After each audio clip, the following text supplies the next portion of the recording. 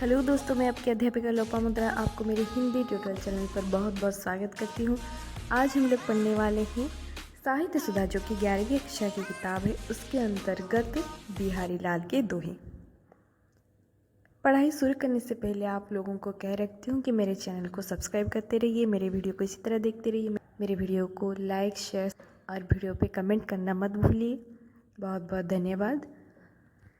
चलिए शुरू करते हैं बिहारी लाल के कवि परिचय। बिहारी लाल का जन्म 1595 और मृत्यु 1663 में हुआ था। बिहारी लाल का जन्म ग्वालियर में 1595 ईस्वी को हुआ और निधन 1663 ईस्वी को। वे ओरछा, आगरा और अंत में आमेर दरबार में सुखपूर्वक रहे। बिहारी ने संस्कृत, प्राकृत, अपभ्रंश आदि भाषाओं के लिखित साहित्य का खूब अध्ययन किया। प्रतिभाशाली तो थे ही। शाहजहाँ के दरबार में आगरा गए, वहाँ अरबी, फारसी, उर्दू पढ़ी। मथुरा के ब्राह्मण थे, ब्रज भाषा में प्रवीण थे। तत्कालीन परिस्थितियाँ भक्ति मार्ग को छोड़ चुकी थी, संसारिक जीवन के अनुकूल थी। मुगल शासन प्रतिष्ठित हो चुका था। छोटे छोटे राजा भी सुरा सुंदरी में डूबे हुए थे। श्रृंगारिकता, अलंकारिकता, विलास प्रियता का युग था। बिहारी ने उसी के अनुसार कविता लिखकर काफ़ी यश और धन कमाया। जीवन में कभी कभी तिक्त अनुभव भी होता था। उसकी झांकियाँ भी उनके नीति दोहे में मिलते हैं। यहाँ पर ध्यान रखने की बात यह है कि जो साहित्य है, हिंदी साहित्य को 4 भाग में विभक्त किया गया है। पहला है आदिकाल, दूसरा भक्तिकाल, तीसरा रीतिकाल और चौथा आधुनिक काल। भक्ति काल में सूरदास, तुलसीदास, मीराबाई ये सब ने अपने अपने भक्ति पूर्वक काव्य कविता से जन समाज को बहुत कुछ प्रदान किया था। लेकिन बिहारी लाल जो थे वो रीतिकाल के कवि थे। रीति शब्द का अर्थ है प्रेम। तो उस समय को रीतिकाल इसीलिए कहा जाता है क्योंकि मुगल साम्राज्य तब प्रतिष्ठित हो चुका था। मुगल हमारे देश पर शासन कर रहे थे। तो उस समय वो हमारे देश के जो छोटे छोटे राजाएं थी वो विलासित हो चुके थे, युद्ध करना छोड़ चुके थे, जिस वजह से हमारा साहित्य भी उसी ओर चल पड़ा था। हमारा साहित्य भी विलासित हो गया था। सिर्फ और सिर्फ प्रेम की काव्य कविताएं लिखी जा रही थी। हमारे जो भगवान थे उन्हें भक्ति के रूप में नहीं, प्रीति के रूप में प्रतिष्ठित किया जा रहा था। जिससे कृष्ण और राधा की प्रेम लीला लिखा गया है, उसी प्रकार बिहारी लाल ने काव्य कविता में एक नायक और दूसरी नायिका होती थी, उनके प्रेम के बारे में ही काव्य कविताएं लिखा जाता था। तो यहाँ पर बिहारी लाल भी उसी काल के कवि थे। भाव और भाषा दोनों में बराबर अधिकार रखने वाले बिहारी के दोहे बड़े मर्मस्पर्शी और प्रभावशाली हैं। एक बार वे जयपुर गए। राजा नवविवाहिता रानी के प्रेम में मत्त हो राजकाज छोड़ बैठे थे। कोई उनके पास फटक नहीं पाता था। बिहारी ने एक दोहा लिखकर भेजा, यह अत्यंत प्रसिद्ध है। नहीं पराग नहीं मधुर मधु, नहीं विकास ई काल, अली कली ही सो बंध्यो आगे कौन हवाल। ये बड़ा प्रसिद्ध दोहा है बिहारी लाल का। तो इसका अर्थ है नहीं पराग, मतलब फूल में अभी तक पराग भी हुआ नहीं है। नहीं मधुर, नहीं मधुर मधु, और उसके मधु में भी अभी तक मधुरता या मिठास नहीं आया है। नहीं विकास यही काल, और अभी तक इसका पूर्ण रूप से विकास भी नहीं हो पाया है। अली कली ही सो बंध्यो आगे कौन हवाल। अली मतलब भौरा, कली मतलब कली में, तो भौरा कली में ही अभी से ही बंध गया है। अली कली सो बंध्यो, अली मतलब भौरा कली से ही, सो मने से ही, कली से ही अभी से बंध गया है। आगे कौन हवाल, तो आगे जा कर के उसका क्या हाल होगा। हवाल माने उसकी अवस्था, उसकी दशा या उसका हाल क्या होगा। मतलब यहाँ पर बिहारी लाल का राजा जय सिंह से यह कहना था कि अभी से ही आपकी नवविवाहिता वधू पूर्ण रूप से यौवन को प्राप्त नहीं हुई है, लेकिन अभी से ही आप उन पर इतना ध्यान दे रहे हैं कि आपके राज्य कार्य से आपका मन उब चुका है। जब वो पूर्ण रूप से अपने यौवन प्राप्त कर लेगी तब जा कर के आपका क्या दशा होगा, जो कि अभी से ही आप अपने राज्य कार्य छोड़ चुके हैं। तो इसका अर्थ राजा को अच्छे से समझ में आ गया। तो यहाँ पर बिहारी लाल का जो दोहा है वो हृदय को स्पर्श करने वाला है और साथ ही इतने चातुर्य से लिखा होता है कि आपको इसका अर्थ पता चल जाता है। जहाँ प्रार्थना नीति उपदेश काम नहीं कर सकता, वहाँ बिहारी की कविता ने अपना जादू दिखाया। बिहारी कविता का जादू फैलते गए। उनकी बिहारी सत्सई 700, सत्सई का अर्थ है 700, तो उस काव्य ग्रंथ का नाम है बिहारी सत्सई। तो उसमें 700 कविता है। उसी से अधिक दोहे की एक छोटी रचना है, पर इसके बल पर बिहारी को महाकाव्य का सम्मान मिल गया। तो यहाँ पर बिहारी जी के कवि परिचय समाप्त होता है। हम विषय पर ध्यान देंगे। चलिए पहला दोहा शुरू करते हैं। मेरी भवबाधा हरो राधा नगरी सोई, जातन की झाई पर श्यामो हरित दूती होई। तो इसका अर्थ है, यहाँ पर बिहारी जी राधा को प्रार्थना करते हुए कहते हैं कि मेरे भवबाधा हरो राधा नगरी सोई, अर्थात मेरे जितने सारे सांसारिक दुख है, भव मने संसार, बाधा मने दुख विघ्न, तो जितने सारे सांसारिक दुख है उसे आप हरण कर लीजिए। राधा नगरी सोई, तो नागरी का अर्थ है चतुर।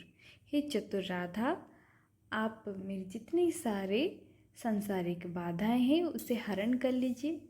जातन की झाई पर श्यामो हरित दूती होई। यहाँ पर बिहारी लाल फिर से कहते हैं, जातन की झाई पर श्यामो, अर्थात जिसके तन के, झाई मने परछाई, परने से, पर मने गिरने से, जातन की छाई पर श्यामो, जिसके तन के मतलब शरीर के छाया पड़ने पर, श्यामो मतलब श्याम के, कृष्ण के श्याम रंग, हरित दूती होई, हरित हो जाता है। यहाँ पर दूती शब्द का अर्थ है उज्जवल, तो उज्जवलमय हरित वर्ण का हो जाता है, अर्थात यहाँ पर श्याम रंग जो है हरा हो उठता है। मतलब यहाँ पर कृष्ण प्रसन्न हो उठते हैं। जैसे हिंदी में एक कहावत आजकल चल रही है कि दिल गार्डन गार्डन हो गया, उसी प्रकार।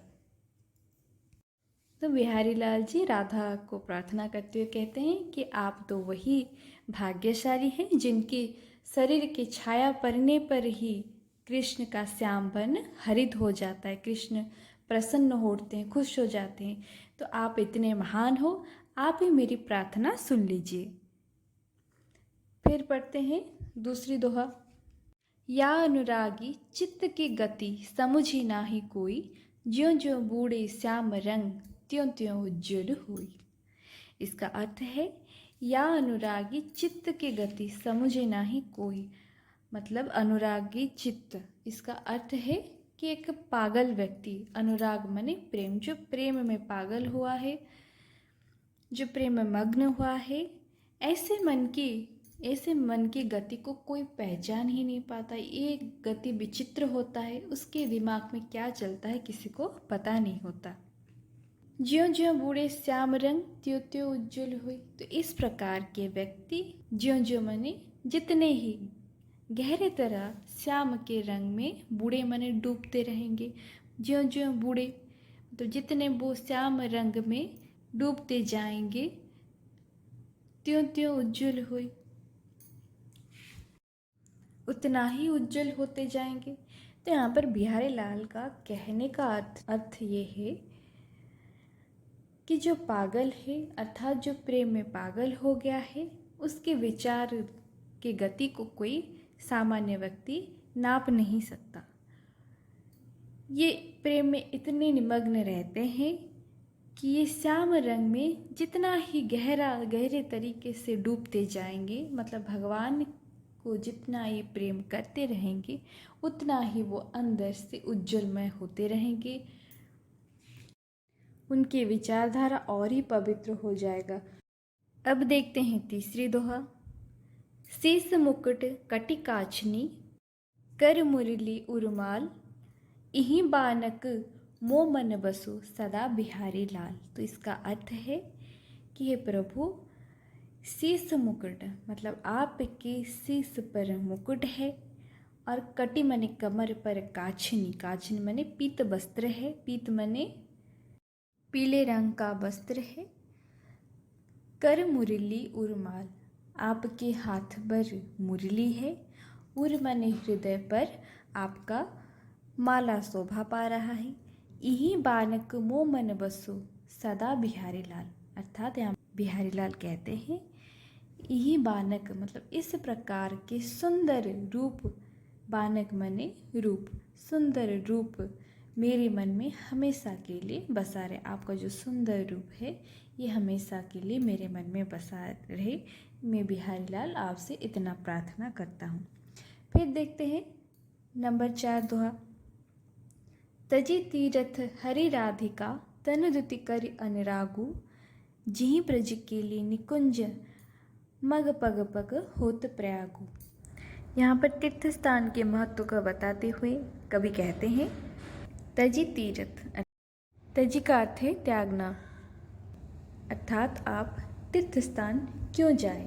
तीर्थ स्थान को त्याग ही कर देना चाहिए जाना, क्योंकि हरि राधिका तन दुति कर अनुरागु, आपको तीर्थ स्थान त्याग करके सिर्फ और सिर्फ हरि राधिका के तन मने शरीर के आभा, द्युति मने आभापूर्ण शरीर को आपको अनुराग करना चाहिए, प्रेम करना चाहिए, मन में ही उनकी आराधना करना चाहिए, उनकी आभामय तन को मन में ही आराधना करना चाहिए। आपको कष्ट करके तीर्थ स्थान को जाने का ज़रूरत ही नहीं पड़ेगा।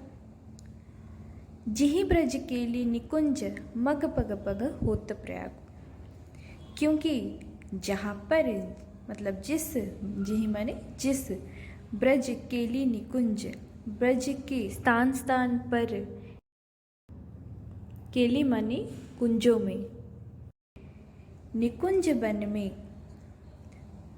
मग पग पग स्थान पर, हर पग पग में मतलब हर, उड़िया में जैसे कहते हैं कि पादों पादों के, उसी प्रकार हर पग पग हर स्थान पर हरि और राधिका ने अपने बहुत सारे लीलाएं किया था, जिस कारण वह प्रयाग बन गया। ठीक है, जिस कारण वह एक तीर्थ स्थान में परिवर्तित हुआ। उसी प्रकार हम अगर मन में ही उनकी आराधना करेंगे तो यह मन भी हमारा पवित्र तीर्थ स्थान बन जाएगा। हमें तीर्थ स्थान जाने की कोई आवश्यकता ही नहीं है, क्योंकि हरि राधिका का प्रेम ब्रज में ही हुआ था। ब्रज में हर एक स्थान में उन्होंने पग पग में प्रेम किया था, वहाँ पर अनेक सारी लीलाएं किए थे, उसी कारण वो तीर्थ स्थान में परिवर्तित हुआ है। अगर हम उनको अपने मन में श्रद्धा और प्रेम भाव के साथ आराधना करेंगे तो हमारा मन भी पवित्र तीर्थ स्थान के जैसा बन जाएगा। तो हमें तीर्थ स्थान की यात्रा करने की ज़रूरत नहीं पड़ेगी। फिर कहते हैं कि दूसरा अर्थ भी ऐसा है, कृष्ण का रंग श्याम है, जिस कारण यमुना का रंग भी काला होता है, और राधा का रंग गौर वर्ण का होता है, मतलब गोरा होता है, जिसके कारण गंगा का रंग भी गौर वर्ण का होता है। और कृष्ण राधा के प्रेम करने की वजह से उस प्रेम का रंग जो है लाल होता है। तो इसी प्रकार सरस्वती नदी का रंग भी लाल है। तो गंगा यमुना सरस्वती नदी का संगम वहाँ पर होने के कारण उसका नाम प्रयाग है, और वह एक तीर्थ स्थान है क्योंकि इन तीनों नदियों का संगम हुआ है। और ऐसा मानना है कि वहाँ पर स्नान करने से मनुष्य का समस्त पाप नष्ट हो जाता है। और ऐसा भी कहा जाता है कि कृष्ण का रंग श्याम है, राधा का रंग गौर है, और हमारे मन में अगर हम उन्हें आराधना करेंगे तो हमारे मन में उनके प्रति उत्पन्न होने वाले प्रेम का रंग भी लाल है। तो इसी कारण हमारा मन भी प्रयाग जैसा है, प्रयाग जैसा तीर्थ स्थान है, तो हमें मन में ही उनकी आराधना करना चाहिए। तो यहाँ पर बिहारी जी ने बड़े सुंदर ढंग से तीर्थ स्थान की महत्व का उपस्थापना किया है। चलिए देखते हैं 5वां नंबर दोहा। हरि छवि जल जब ते परे तब ते छिनु बिछुरेन, भरत ढरत बुड़त तरत रहत धरी लेनेन। तो यहाँ पर कृष्ण के दर्शन के कारण या कृष्ण से अपार प्रेम के कारण भक्तों के नेत्रों की क्या दशा होती है उसका वर्णन यहाँ पर बिहारी लाल ने किया है।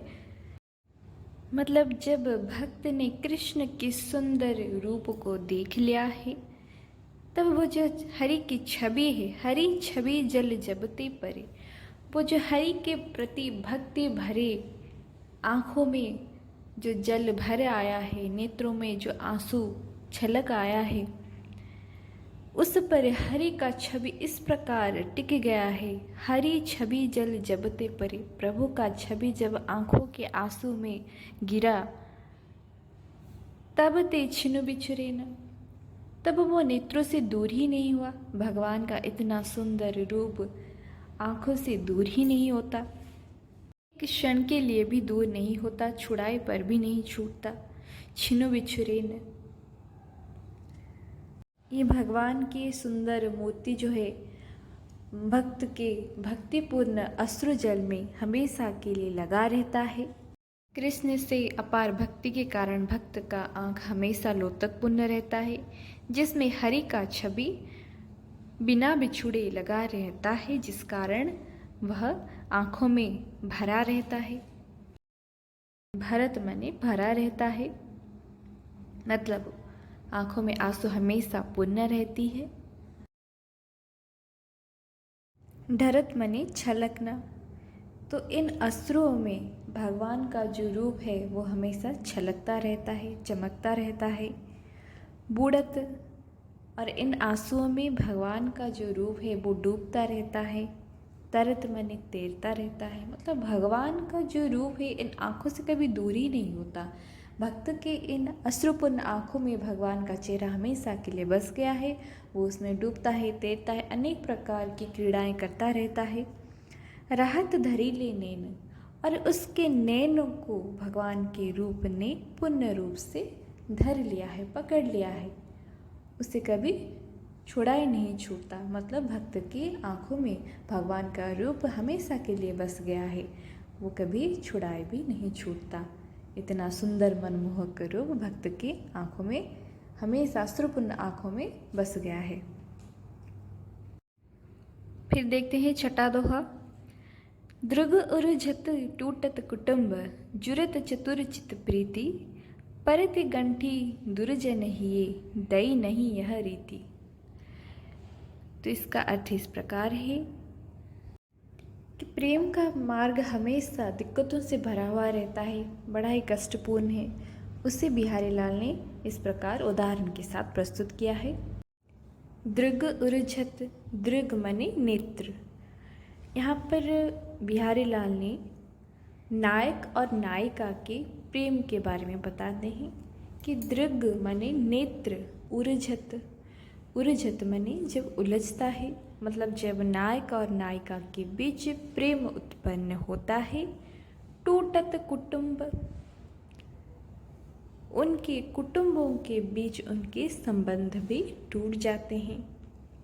मतलब आप लोगों को पता ही होगा कि प्रेम में पड़ने के कारण किस प्रकार अपने भी पराये लगने लगते हैं, क्योंकि अपनों से डांट फटकार खाना पड़ता है, जिस वजह से हमारे कुटुंब अपने से दूर हो जाते हैं। ठीक है, हम छुप छुप करके चतुरता के साथ अपने प्रेयसी से या प्रेमी से बात करने लगते हैं, उनसे मिलने की कोशिश करते हैं छुप करके। क्यों, किन से छुपना है?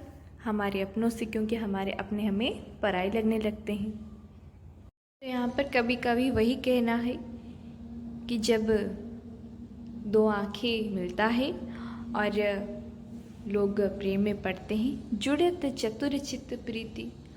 जब दोनों चतुर चित्त, चित्त माने मन, दोनों चतुर चित्त जब जुड़ जाते हैं, प्रीति में पड़ जाते हैं या प्रेम में पड़ जाते हैं, तब उन्हें अपने भी पराये लगने लगते हैं। परति गंठी दुर्जन हिये, ठीक है। लेकिन एक दिन तो ऐसा आता है जिसमें चतुर चित्त मिलने के कारण, प्रेम में बंधने के कारण, परति गंठी दुर्जन हिये, दुर्जनों के बीच गांठ पड़ जाता है।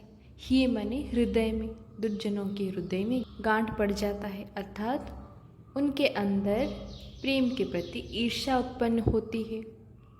दई नहीं यह रीत, तो यहाँ पर बिहारी लाल कहते हैं कि हे दई माने हे प्रभु, ये किस प्रकार की नई रीति है प्रेम की। तो यहाँ पर नैनों के मिलने से कुटुंब टूटते हैं, फिर चतुर्चित्त जुड़ते हैं, जिसके कारण गांठ पड़ता है किसमें, दुर्जन के हृदय में, क्योंकि उनके हृदय में ईर्ष्या उत्पन्न होती है और वो ईर्ष्या एक गांठ की तरह है, ठीक है। तो ये एक नई रीति है प्रेम की, पहले नैनों का मिलना, फिर कुटुंब का टूटना, फिर चतुर्चित्त का जुड़ना और दुर्जन के हृदय में ईर्ष्या का उत्पन्न होना माने गांठ पड़ना, ठीक है। आशा करती हूँ आप लोगों को यहाँ तक समझ में आ गया होगा। मिलते हैं अगले क्लास में। अगले क्लास में हम 7वां दोहा से 15 दोहा तक पढ़ाई करेंगे। आप लोगों को वीडियो अच्छी लगी हो तो मेरे वीडियो पे कमेंट कर दीजिए, मेरे